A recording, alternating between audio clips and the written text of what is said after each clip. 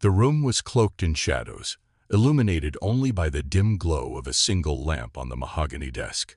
Maria Packington sat hunched in the large leather chair, a half-empty glass of wine cradled in her hands. Her gaze was fixed on a faded family photograph propped up against a stack of unopened letters. In the picture, she and her husband George stood side by side, their smiles radiant and carefree. But that moment, captured so vividly on paper, felt like a relic of another life, a taunting echo of a happiness that now seemed unattainable. Maria's thoughts swirled like the wine in her glass. The house was too quiet now, except for the faint, muffled sounds of laughter from the radio in the other room. George used to laugh like that, she thought bitterly. But lately, his laughter seemed reserved for someone else, Nancy, the young and overly efficient typist who now occupied more of his time than Maria ever could. Her knuckles whitened as she gripped the glass tighter, a storm of emotions threatening to burst forth. How had it come to this? Was it her graying hair, the lines that crept onto her face when she smiled? Or had George simply grown tired of her? The questions gnawed at her, each one more painful than the last, leaving wounds that even time couldn't heal. The radio crackled suddenly, breaking through the suffocating silence. A deep, melodious voice filled the room. "Are you happy? If not, consult Mr. Parker Pyne." Maria's brow furrowed, her breath hitching. The words seemed to hang in the air, refusing to be dismissed as mere advertising drivel. She turned her head slightly, listening intently as the voice repeated the message. Happiness guaranteed, it promised. All inquiries treated with absolute confidentiality. The wine glass trembled in her hand, the liquid inside catching the faint light, as if reflecting the tumult within her. Happiness. When was the last time she'd even thought about the word? It felt foreign, like a language she no longer understood, a concept reserved for the young and the naive. Her mind raced with questions. Who was this Parker Pyne? Could he really help someone like her? Or was it just another empty promise designed to lure in the desperate? And yet, she couldn't shake the strange pull of those words as though they had been meant for her, a beacon cutting through the fog of her despair. A sudden gust of wind rattled the windowpane, jolting Maria from her thoughts. She set the glass down with a soft clink and stared at the photograph once more. The smiles looked almost mocking now, a cruel reminder of everything she had lost. The voice on the radio continued, fading into static before being replaced by a cheerful tune that felt out of place, almost surreal against the backdrop of her turmoil. But the seed had already been planted. Maria leaned back in her chair, the flicker of an idea sparking to life in her weary mind. What if? The question loomed large, both thrilling and terrifying. What if happiness was still within reach? What if she dared to hope again? Outside, the laughter on the radio grew louder, mingling with the mournful howl of the wind. The room seemed to darken further, the shadows stretching long and ominous, as if warning her of the risks ahead. Yet, for the first time in years, Maria Packington felt a glimmer of something she couldn't quite name hope, or perhaps the prelude to something far more dangerous. The fading light cast ghostly shapes across the room as Maria whispered to herself, her voice barely audible over the wailing wind. "Who are you, Mr. Pyne?" "The unconventional savior."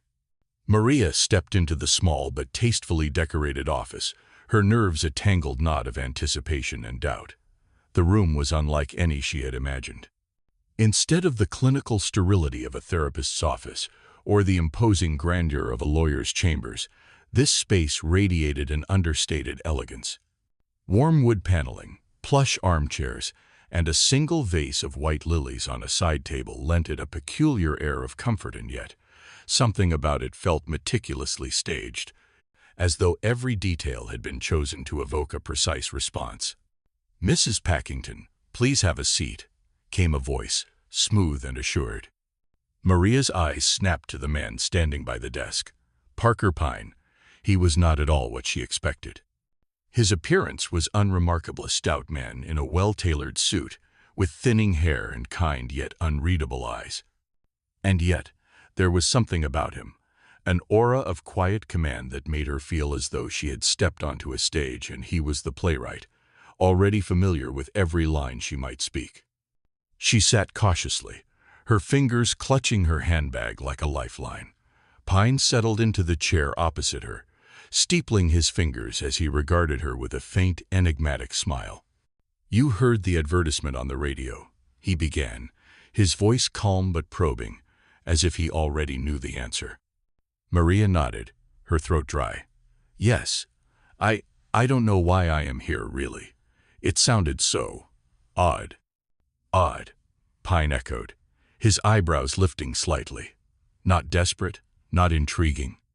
His words hung in the air, daring her to contradict him. Maria shifted uncomfortably under his gaze, feeling as though he could see past the careful facade she had constructed for herself. "Perhaps both," she admitted finally. Pyne's smile deepened, though his eyes remained inscrutable. "Desperation and intrigue often go hand in hand, Mrs. Packington. Tell me, what do you want?" Maria hesitated. The question was deceptively simple, but the way he asked it made her feel as though her entire future hinged on her answer. "I want to save my marriage," she said at last, her voice barely above a whisper. "Of course you do," Pyne said smoothly, as though her response was both inevitable and irrelevant. "But let me ask you this. Are you willing to take the risk?" "Risk?" Maria repeated, startled. "What risk?" "Every solution comes with its own cost," he replied, leaning forward slightly. His tone was gentle, but carried an undercurrent of something darker, a hint of warning. "Sometimes it is a small price, sometimes it is more than one is prepared to pay. But nothing worth having is ever truly free." Maria felt a chill run through her. She couldn't tell if his words were meant to reassure her or unsettle her. There was something about him that defied categorization. He seemed kind, even compassionate, but there was a glint in his eyes that hinted at calculation, as though he viewed her not as a person but as a puzzle to be solved. What exactly do you plan to do?" she asked cautiously. Pyne's smile returned, mysterious and impenetrable. "I have my methods, Mrs. Packington. They are unconventional, yes, but effective. If you follow my instructions to the letter, I assure you, you will see results." Maria's heart thudded painfully in her chest. She wanted to trust him, to believe that he could help her. But there was something in his demeanor, an air of control so absolute that it was almost unnerving. He spoke as though he were orchestrating a grand performance, with her as a mere player in his design. "I don't know if I can," she admitted, her voice trembling. "I don't even know if I should." "Doubt is natural," Pyne said, rising from his chair and moving to stand by the window. He looked out at the street below, his hands clasped behind his back. "But let me ask you this. How long can you continue as you are now? How long before the loneliness becomes unbearable?" His words struck a nerve, and Maria felt tears prick her eyes. She hated how easily he had seen through her, how effortlessly he had voiced the fears she had tried so hard to suppress. "I'll do it," she said finally, her voice shaking but resolute. Pyne turned back to her, his smile returning. "Good. Then we begin." As Maria left the office, a strange mix of hope and unease churned within her. She couldn't shake the feeling that she had just made a deal with a man who knew far more than he let on, a man who might be her savior or her undoing. Transformation, the game begins. Maria stared at her reflection in the mirror, her heart sinking at the sight. The pale, tired woman looking back at her felt like a stranger. Dark circles clung stubbornly beneath her eyes, her hair hung limp and lifeless, and her shoulders slumped as if weighed down by invisible chains. This was the woman George no longer looked at, the woman whose presence had faded into the background of her own life. But Parker Pyne's instructions had been clear. Trust the process. And so she had reluctantly shown up at the boutique he had arranged, unsure whether to feel hopeful or foolish. The transformation began in a flurry of motion. A stylist with a cascade of auburn curls and an infectious smile ushered her into a chair, declaring, "We're going to bring out your sparkle, darling." Maria wanted to laugh at the absurdity of it, but the woman's enthusiasm was contagious.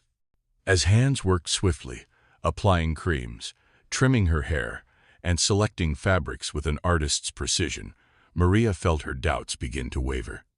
Each small change brought a ripple of unexpected emotion. When the stylist framed her face with soft waves, Maria glimpsed a version of herself she hadn't seen in years. When a sales assistant draped a deep sapphire dress against her, its rich hue accentuating her eyes, she felt a flicker of something she hadn't dared to feel in ages: pride. "You have such a graceful neck," one of the attendants murmured as she adjusted a delicate string of pearls. Maria blinked, startled. When was the last time anyone had complimented her? The final reveal came with a sense of theater. The stylists and assistants gathered behind her, their smiles eager as they turned her toward the full-length mirror. Maria's breath caught in her throat. The woman standing there was radiant. Her hair shone with vitality, framing a face that seemed to glow with warmth and confidence. The sapphire dress hugged her figure in all the right places, the pearls adding a touch of elegance. For the first time in years, Maria saw herself not as the shadow of the woman she used to be, but as someone new, someone vibrant, alive. The emotion hit her like a wave. Tears welled in her eyes, but this time they weren't tears of sadness. They were tears of release, of rediscovery. She thought of the years she had spent feeling invisible, of the laughter that had slipped away, of George's indifferent glances that had hollowed her out. And now, here she was, reclaiming the pieces of herself she had thought were lost forever. When she stepped out of the boutique onto the bustling street, the world around her seemed to transform as well. The gray clouds that had hung in her mind felt as though they had parted, revealing a brighter, more vibrant world. Colors seemed sharper, the air fresher, the sounds of laughter and chatter a melody she hadn't noticed before. As Maria walked, heads turned. She felt their gazes, some admiring, some curious, and instead of shrinking away, she lifted her chin, her steps growing steadier with each stride. Confidence, she realized, was intoxicating. It wasn't just the dress or the pearls or the perfect hairstyle. It was the knowledge that she mattered, that she was worth seeing. By the time she reached the small cafe where Parker Pyne had instructed her to meet him, Maria was no longer the woman who had stared forlornly at her reflection that morning. She stepped inside with an air of quiet assurance, her smile as luminous as the chandelier above her. For the first time in years, she felt the intoxicating thrill of being alive, and it was just the beginning. Mysterious Claude entry. The soft hum of violins filled the Grand Hotel ballroom as Maria Packington stood at the edge of the dance floor, her sapphire dress catching the light like ripples on water. She still wasn't entirely comfortable with the transformation that had turned heads all evening, but the thrill of being noticed was undeniable. "May I have this dance?" The voice was deep, smooth, and tinged with an easy confidence. Maria turned to see a man standing before her. His sharp suit tailored to perfection, his dark hair slightly tousled in a way that seemed deliberate yet effortless. He smiled, a slow, deliberate curve of his lips that made her heartbeat quicken. "Claude Lutterell," he said, extending his hand. His grip was warm, firm, and just the right side of lingering. "Mr. Pyne sent me. He thought you might enjoy some company tonight." Maria's cheeks flushed, but she managed a composed nod. "Maria Packington," she replied. His name sounded exotic, like it belonged to someone who had secrets and stories to tell, and Maria couldn't help but be intrigued. As they moved onto the dance floor, Maria felt a surge of confidence she hadn't experienced in years. The orchestra swelled, and Claude led her expertly through the waltz, his touch light but commanding. He leaned in, his voice low. "You've captivated the entire room, you know. But I doubt anyone else here could match your elegance." She laughed softly, the sound unfamiliar yet welcome in her ears. "I think you are exaggerating, Mr. Lutterell." "Claude," he corrected with a wink. "And no, I am not. You are remarkable, Maria. Anyone with eyes can see that." For a moment, she let herself believe him. She felt radiant, cherished, even desired. The evening unfolded like a dream's easy charm, The way he seemed attuned to her every word, the way he made her laugh like she hadn't in years. Yet there was something in his gaze, a flicker that she couldn't quite place. Was it admiration, or something darker? They ended the night on the hotel's balcony, the city lights sprawling below them. Maria leaned against the railing, the cool breeze brushing against her skin as Claude handed her a glass of champagne. "You are different from what I expected," he said, his tone softer now, tinged with something that sounded like regret. Maria tilted her head. "What did you expect?" He hesitated, his gaze dropping to the glass in his hand. The easy charm that had defined him all evening seemed to waver, replaced by an unsettling vulnerability. "Someone untouchable," he admitted. "But you are not. You are real, and that makes what I have to say even harder." The violins inside played a slower, melancholic tune now, as if echoing the sudden shift in the air. Maria's chest tightened. "What is it, Claude?" He set his glass down, his hands gripping the railing as if steadying himself. "Maria, that here is something you need to know about me. I've made mistakes, big ones. I've lived my life as, well, let's just say I've been paid to be charming, to make women feel special." The words hit her like a punch to the stomach. She stepped back, her mind racing to piece together what he was saying. "Are you saying this tonight? Was it all just part of your job?" she asked, her voice trembling. Claude turned to face her, his eyes earnest but shadowed. "It started that way, yes. Pyne hired me to help you, to show you how extraordinary you are. But somewhere along the way, Maria, it became more than that." Her breath caught. The sincerity in his voice was undeniable, but so was the sting of betrayal. "How can I believe you?"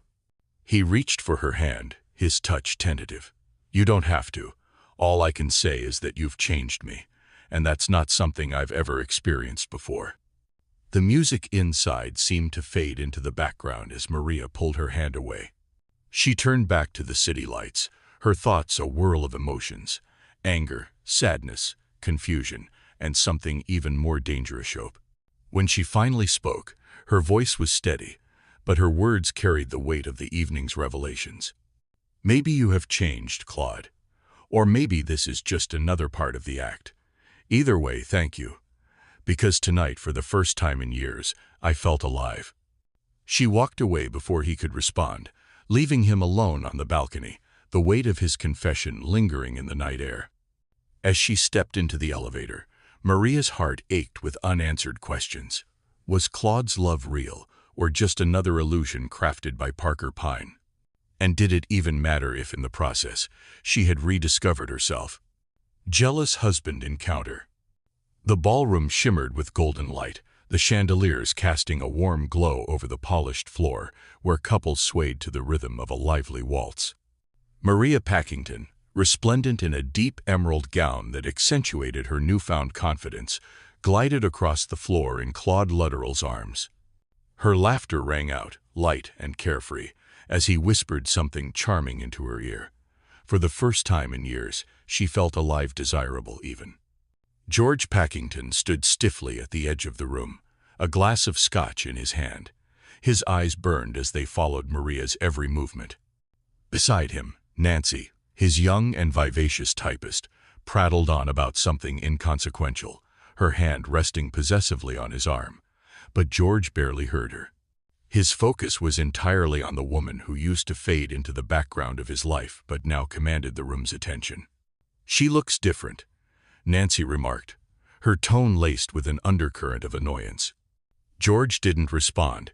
His jaw tightened as he watched Claude lean in, his face too close to Maria's for comfort.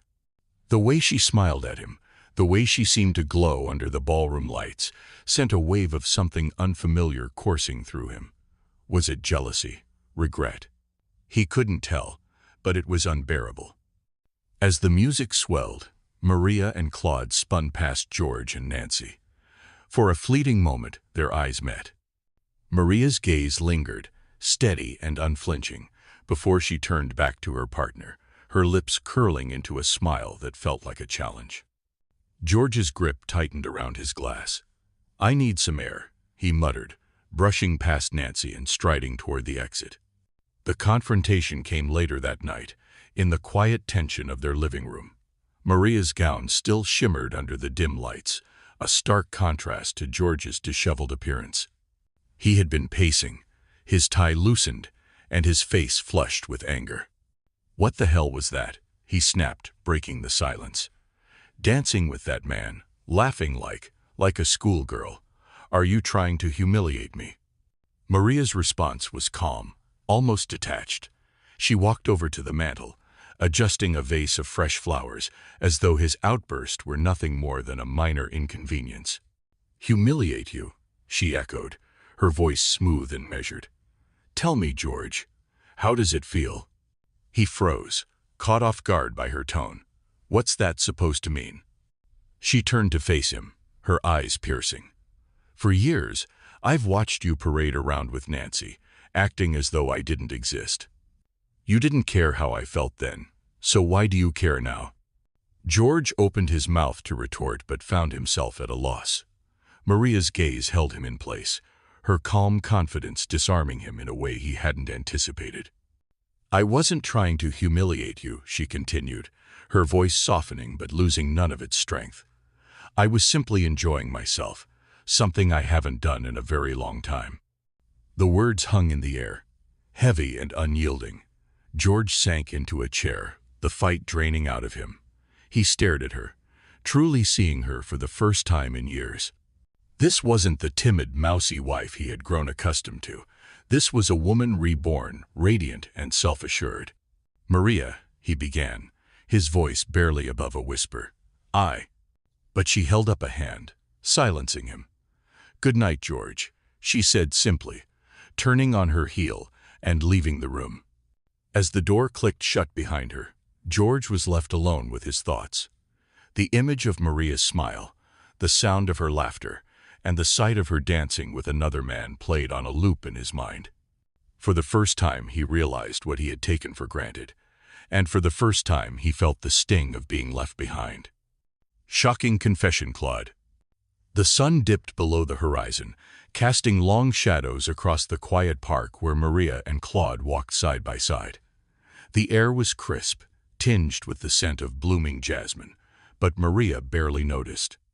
Her heart was light, a sensation she hadn't felt in years, and it was all because of the man walking beside her. Claude's laughter had a way of filling the silence between them, his charm effortless and intoxicating. He spoke of art, of music, of places she'd never been but now longed to see. With him, Maria felt seen, heard, alive. Yet tonight, there was something different about him. His usual breezy confidence was replaced with a quiet tension that Maria couldn't quite place. "Claude," she said softly, halting their stroll. The moonlight danced in her eyes as she looked up at him. "What's on your mind?" He hesitated, his gaze dropping to the cobblestones beneath their feet. For a moment, the man who always had the perfect words seemed utterly lost. Then he exhaled, the sound heavy with resignation. "Maria," he began, his voice low and rough around the edges. "Here is something you need to know about me, something I should have told you from the start." Maria's heart fluttered, but not with the usual excitement Claude stirred in her. This was different. There was a weight in his tone that sent a shiver down her spine. "What is it?" she asked, her voice barely above a whisper. He looked at her then, his eyes filled with a vulnerability she had never seen before.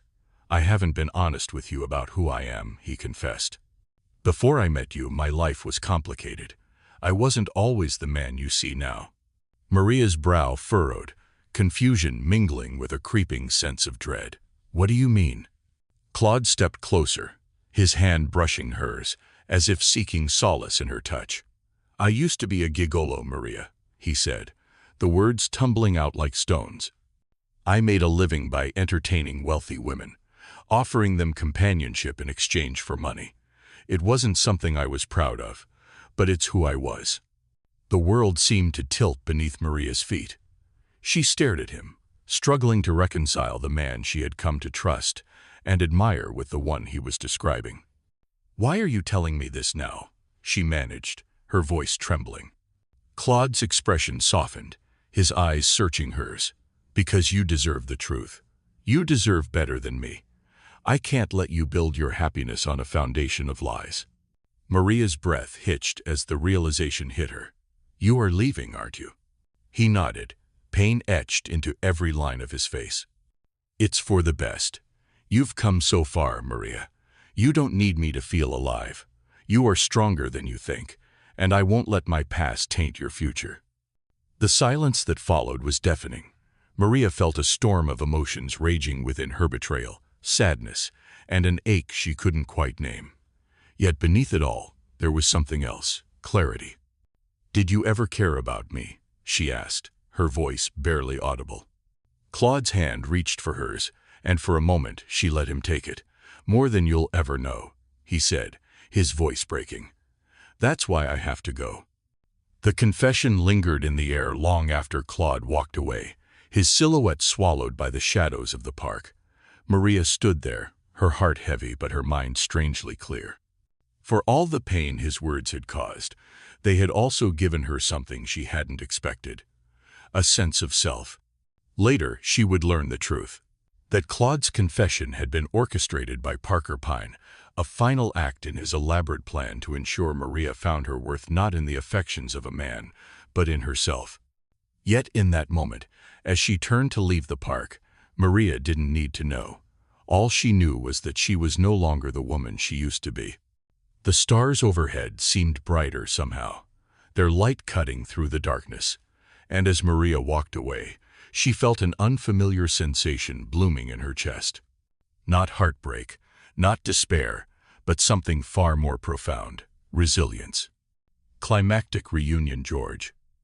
The morning sun streamed through the windows of the Packington residence, casting a warm golden glow over the freshly polished floors and carefully arranged furniture. George Packington sat in his study, staring blankly at the letter he had written and rewritten a dozen times. The words on the page blurred together as memories of Maria flashed through his mind: her laughter, her quiet strength, and the way she used to light up a room. He had taken it all for granted. Last night at the ballroom, something inside George had shifted. Seeing Maria with Claude, her face alight with a confidence and joy he hadn't seen in years, had sent a jolt through him. It wasn't just jealousy, it was regret, a deep, gnawing regret, for the way he had let their marriage crumble. For the first time, he saw her not as his wife, the woman he had grown used to, but as a person with dreams, desires, and a life outside of him. George's grip tightened around the pen as he scrawled a single line at the bottom of the letter. Maria, I am sorry. It wasn't enough, he knew, but it was a start. In the dining room, Maria was arranging a vase of fresh lilies. Her movements were deliberate, almost meditative, as she placed each flower with care. She had slept soundly for the first time in months, her dreams free of the turmoil that had once plagued her nights. Pyne's words echoed in her mind: happiness is not given, it's claimed.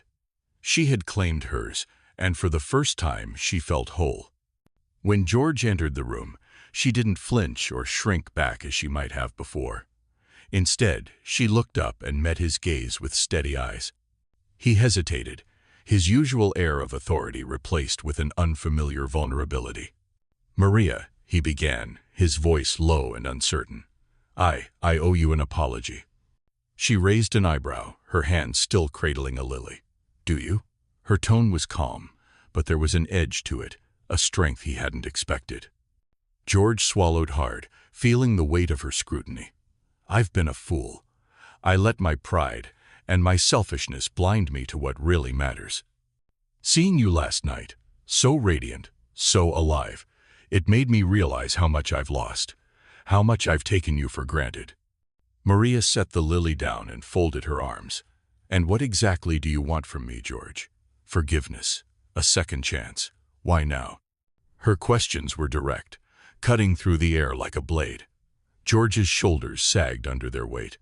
I want to make things right, he said.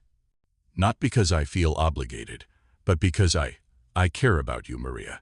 I always have. I just forgot how to show it. Maria studied him for a long moment, her expression unreadable. The silence stretched.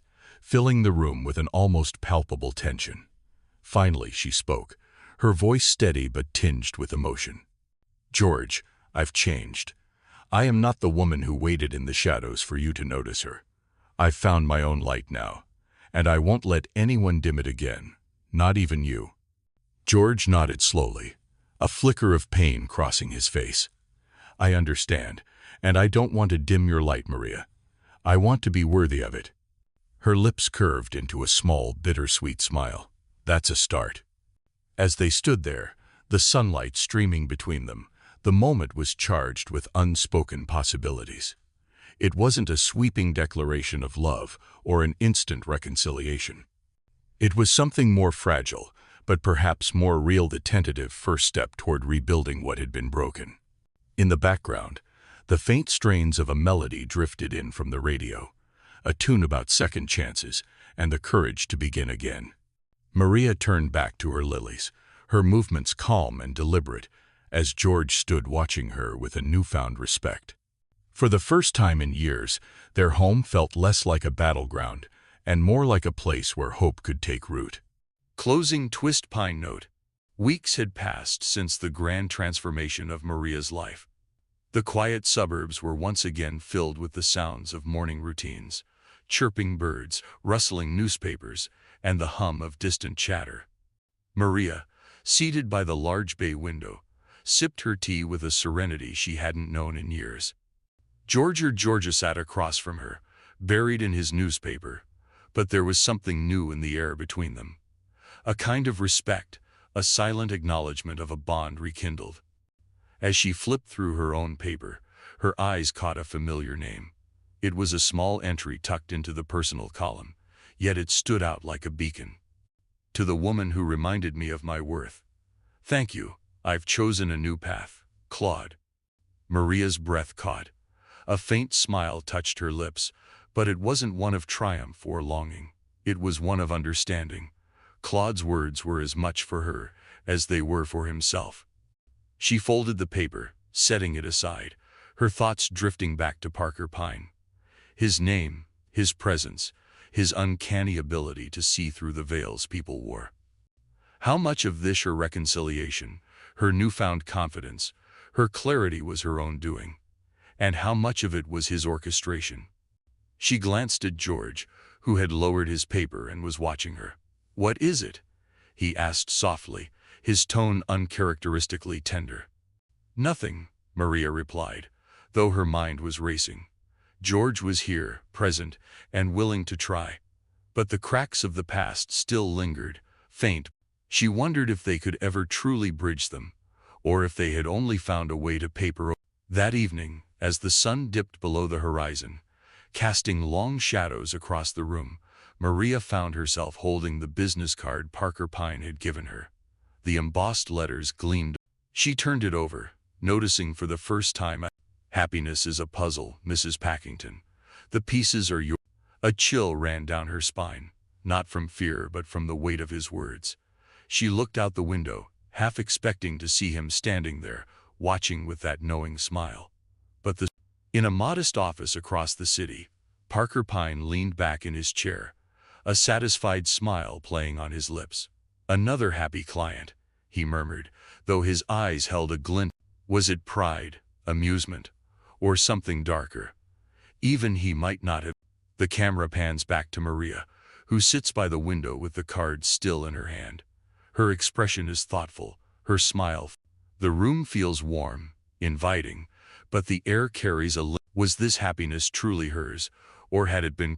The scene fades to black as Maria whispers, "Happiness, do we create it, or does someone else?"